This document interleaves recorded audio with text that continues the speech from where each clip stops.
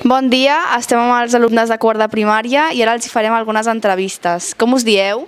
Hola, em dic Gerard. Hola, em dic Atenea. Quines activitats veu fer?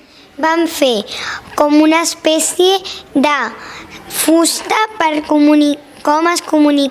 saber com es comunicaven abans els cavernícoles. També vam anar a veure coves de l'antiguitat.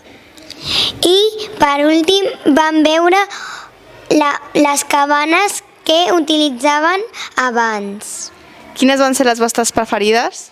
La meva activitat preferida va ser fer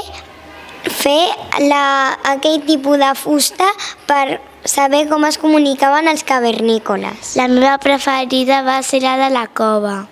Moltes gràcies.